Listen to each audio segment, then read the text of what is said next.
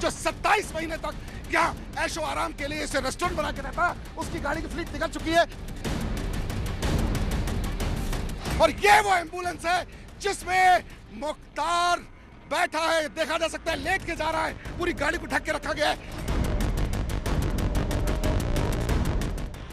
पूरा स्क्वाड पूरा लेके जा रहा है, पूरे रास्ते को डाइवर्ट कर दिया गया है। आप देखिए कितना गाड़ियों का एक लंबा काफिला गाड़ियों का है। दो सीओस की गाड़ी चल रही है साहब, एक ब्लू रंग की, एक व्हाइट रंग की, और इसके साथ इनकी फोटोग्राफी करने वाला कैमरामैन भी साथ चल रहा है। डॉक्टर की टीम मुख्तार अंसारी के साथ में ही है, जो जहां पे मुख्तार अंसारी लेटे हुए हैं, साथ में डॉक्टर की भी 2 डॉक्टर जो हैं उनके साथ में ही है, और एक पुलिसकर्मी जो है वो आगे बैठे हुए हैं।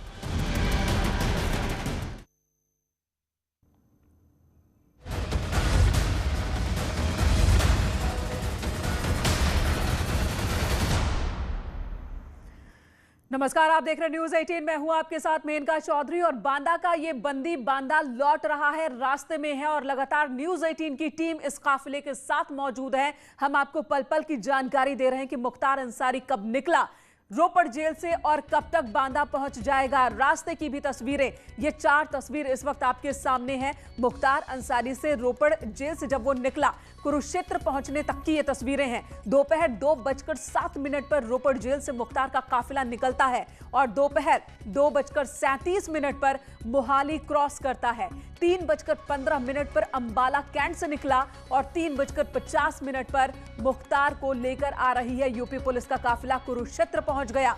हरियाणा की सीमा में पहुंचते ही हरियाणा पुलिस ने भी काफिले को स्कॉट किया है और थोड़ी ही देर में बताया जा रहा है कि 1 से 1.5 घंटे का वक्त लग जाएगा जब वो यूपी सीमा में दाखिल होगा। मुख्तार अंसारी के काफिले के साथ इस वक्त न्यूज 18 की टीम भी मौजूद है। हमारे रिपोर्टर्स अलग अलग जगहों पर मौजूद हैं और पूरी सुरक्षा के साथ मुख्तार अंसारी को लेकर लाया जा रहा है बांदा रूट पर। यूपी पुलिस अलर्ट है। करनाल हाईवे पर मुख्तार अंसारी का काफिला 3 घंटे में यूपी सीमा में दाखिल होने की बात कही जा रही है। 12 घंटे में बांदा पहुंच जाएगा मुख्तार अंसारी। ये बड़ी खबर इस वक्त न्यूज 18 आपको दे रहा है कि 12 घंटे में, यानी कि 2:07 पर वो निकला था रोपड़ से, तो रात करीब 2:07 या 2:30 बजे तक बांदा पहुंच जाएगा मुख्तार अंसारी। न्यूज 18 की टीम इस काफिले के साथ मौजूद है। इस वक्त हरियाणा पुलिस की टीम भी काफिले के साथ साथ चल रही है। यूपी पुलिस पर काफिले को हरियाणा पुलिस छोड़ेगी जब यूपी बॉर्डर पर यह टीम पहुंचेगी। तो बांदा रूट पर इस वक्त यूपी पुलिस है। बांदा रूट पर यूपी पुलिस अलर्ट मोड पर है। बांदा में इंतजार चल रहा है। रास्ते में मुख्तार अंसारी है जो कि बांदा का कैदी है। बांदा का 2019 में बांदा से जब वो निकला था, अपने राजनीतिक रसूख का इस्तेमाल करते हुए एक सिचुएशन बनाया गया और उसे वहां से निकाला गया। तब शायद सोचा नहीं होगा मुख्तार अंसारी की इस तरह से उसे वापस यूपी आना पड़ेगा। घुटनों पर लौट रहा है मुख्तार अंसारी। उत्तर प्रदेश और उत्तर प्रदेश की पुलिस लेकर आ रही है। हालांकि इसके लिए सुप्रीम कोर्ट का भी सहारा लेना पड़ा यूपी पुलिस और यूपी सरकार को, ताकि मुख्तार अंसारी को यहां लाया जा सके, और आज लाया जा रहा है। 2 तस्वीरें इस वक्त आपके सामने हैं। हमारे 4 सहयोगी अलग अलग जगहों पर इस काफिले के साथ मौजूद हैं और वो बता रहे हैं। ये तस्वीर आप देखिए, मुख्तार अंसारी एम्बुलेंस में बैठा हुआ। हमारे सहयोगी ने बताया कि मुख्तार अंसारी इस वक्त एम्बुलेंस में, पिछली रात भी उसकी बहुत ही मुश्किल से बीती थी। पिछली रात काफी बेचैनी भरी रही थी मुख्तार अंसारी की, क्योंकि रोपड़ की जेल में उसकी आखिरी रात थी और उसके बाद बांदा जेल में।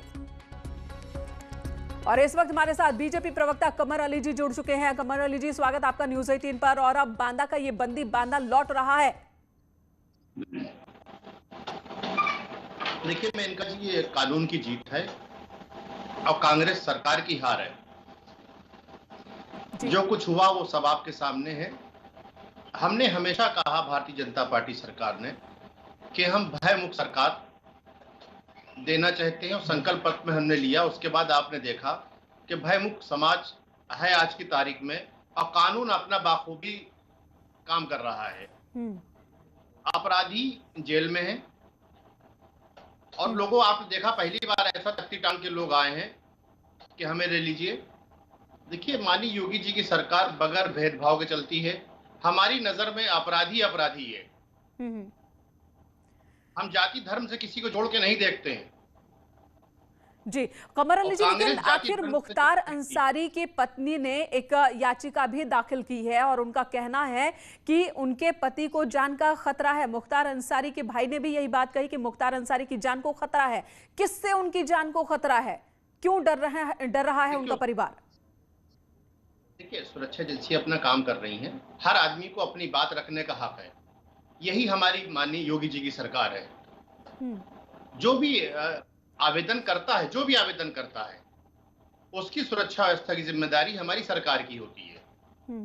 हमने किसी के साथ भेदभाव न किया था, ना करेंगे। लेकिन यदि कोई अपराधी है तो उसके लिए हमारी सरकार हमेशा कठोर रही है। और आपने देखा कि गैंगवार, उत्तर प्रदेश सरकार 4 साल हमारे हो गए, कोई गैंगवार नहीं हुआ, कोई जातीय दंगे नहीं हुए हमारे यहाँ। 4 साल में अमन और चैन है। ऐसे मुख्यमंत्री जी हैं जो किसी के साथ भेदभाव आज तक नहीं हुआ। बाकी आपने देखा कि किस तरह की सरकारें पिछली बार होती थी।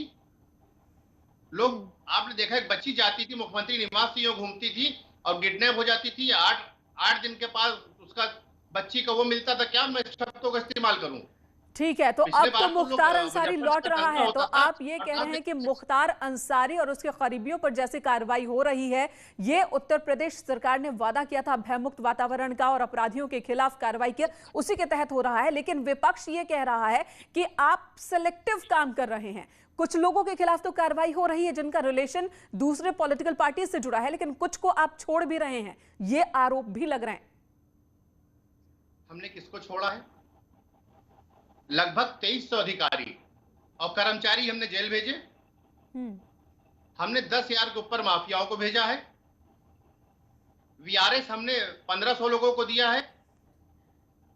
पिछली बार जो होता था अपराधियों का, परसों माननीय मुख्यमंत्री जी का बयान आया है कि अपराधियों का पुलिस कर्मियों को जो गठबंधन हुआ करता था, जो 15 साल तक चला, वो हमारी सरकार ने तोड़ा।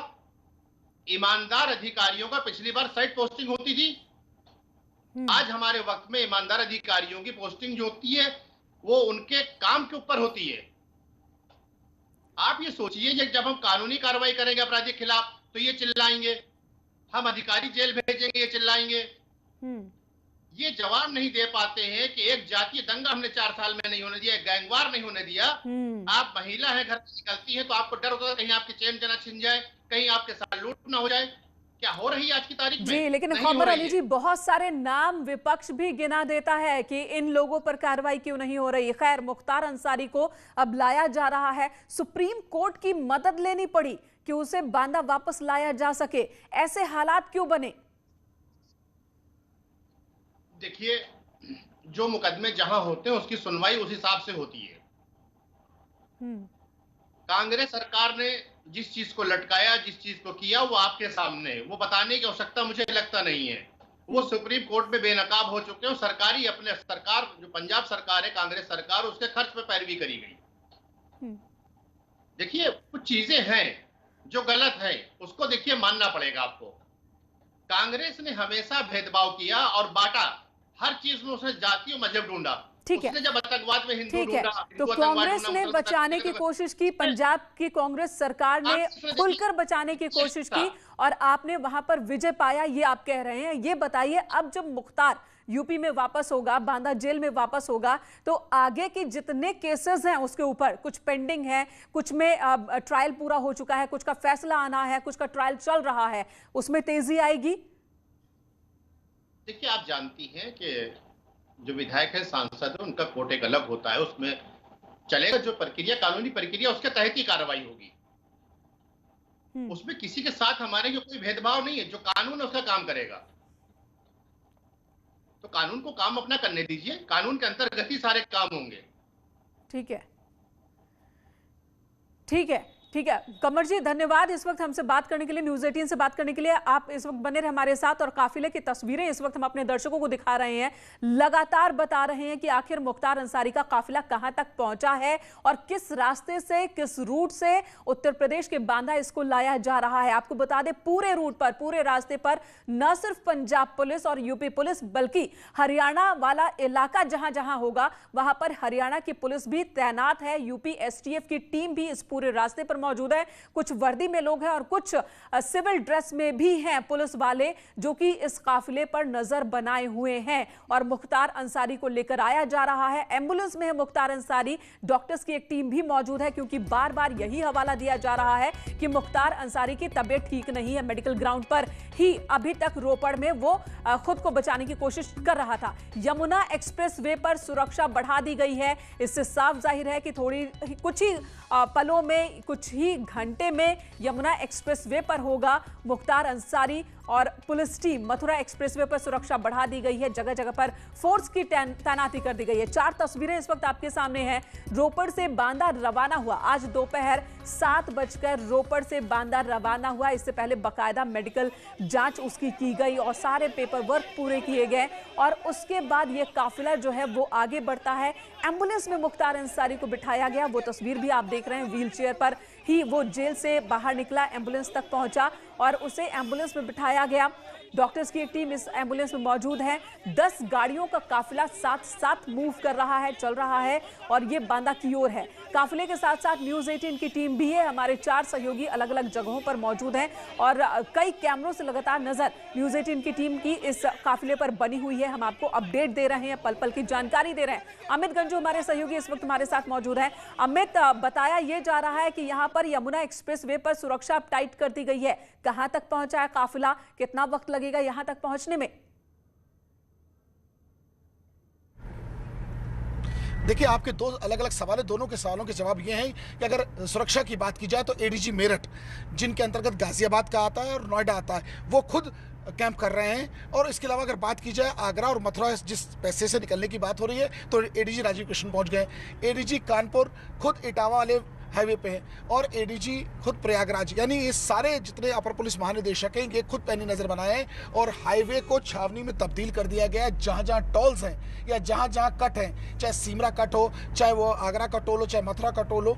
अगर हम बात करें इस वक्त, तो आपसे कुछ देर बाद हम लोग करनाल पहुंचेंगे। मैं अपने कैमरामैन से कहूँगा दृश्य दिखाइए कि ये जो पुलिस का घेराबंदी का पूरा चल रही है, कोई भी व्हीकल आगे सीओ व्हीकल से नहीं निकल रहा है, चाहे वो पब्लिक का व्यक्ति हो चाहे कोई हो। मीडिया की तो चलिए बात छोड़िए, क्योंकि सुरक्षा का देखिए कैसे कड़ा घेरा बनाया गया है। एक तरफ सीओ, उसके लेफ्ट हैंड साइड पे फिर पुलिस की गाड़ी, राइट पे पुलिस की, उसके आगे फिर एक पुलिस की गाड़ी, फिर एक एम्बुलेंस, फिर उसके आगे एक स्कॉर्पियो गाड़ी, उसके आगे फिर एक बोलेरो गाड़ी। यानी पूरी सड़क पर जिस तरह की एक फ्लीट जाती है और इस पे पूरी वर्कशॉप की उत्तर प्रदेश पुलिस ने। इसकी सराहना जितनी की जाए कम है कि जिस तरह 3 स्टेट्स को पार करके उत्तर प्रदेश, हरियाणा और उसके बाद पंजाब में एंटर की और पंजाब क्रॉस हो चुका, हरियाणा लगभग क्रॉस होने वाला है। और करनाल के बाद जो हम लोगों ने जैसे पहले बताया था, न्यूज़ 18 के व्यूअर्स को बताया था कि प्लान ए है, जो गाजियाबाद और नोएडा का प्लान वे है, उसी पे मूव करेंगे। हालांकि बीच में डाइवर्ट करने के लिए बुरहान के पास से यहाँ से अंबाला के एक स्ट्रेच को 17 किलोमीटर लंबे स्ट्रेच को उन्होंने पकड़ा, लेकिन वो आगे जाके फिर वो कनेक्ट हो गया अंबाला सिटी के लिए और उसमें सारा सिटी पैसेज अलग हो गया। जैसे कयास लगाया जा रहा था कि सहारनपुर, वो सब चैप्टर क्लोज हो गया, ना सहारनपुर ना मेरठ। अब ये सीधे यहाँ से जाके कुंडली के पास से कटेगा या उसके जो टक्कर कही जाती है, जिसे गाजियाबाद की टक्कर मोड़ है, उससे निकलेगा। और हम थोड़ा अपने जो पायलट साहब गाड़ी चला रहे हैं उनसे कहेंगे हल्का सा आगे ना बढ़ाएं, क्योंकि हम नॉर्म्स नहीं तोड़ना चाहते, हम रूल नहीं तोड़ना चाहते। लेकिन जहां तक कैमरे की नज़र, हमारे कैमरामैन अनिल से कहूँगा कि देखिए पूरे सड़क पर कैसे पुलिस सिस्टमेटिक ढंग से अपने पूरे व्हीकल्स को बिछा के रखा हुआ है। व्हीकल्स का जाल बिछाया है। जाल कहा जाए गलत इसलिए होगा क्योंकि इस एम्बुलेंस के आसपास कोई गाड़ी ना आए, इसका विशेष ध्यान रखा गया है। ये सबसे बड़ी बात है। इस काफिले के ठीक पीछे न्यूज़ 18 की टीम लगातार बनी हुई है।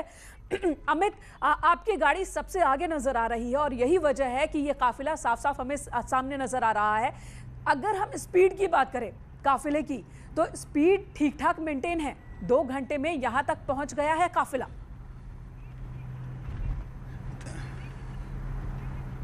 देखिए, स्पीड की बात करें तो हमारी गाड़ी 120 की स्पीड चल रही है, तो कहीं ना कहीं 120 से ज़्यादा ही होगी। हमसे थोड़ा 50 से 60 मीटर आगे गाड़ियां चल रही हैं और एम्बुलेंस भी उसी स्पीड चल रही है। इससे ये तय है कि सारी व्हीकल्स जो इसमें चल रही हैं 100 से अब जा रही हैं। और अगर हम स्पीड की माने तो लगभग 1 घंटे बाद उत्तर प्रदेश के सीमा में 1 घंटा 15 मिनट में ये टच कर जाएंगे। ये सबसे बड़ी खबर न्यूज़ 18 के दर्शकों को बताया जा रहा है। आप बता रहे हैं कि लगभग 1 घंटे में यूपी सीमा में दाखिल हो जाएंगे।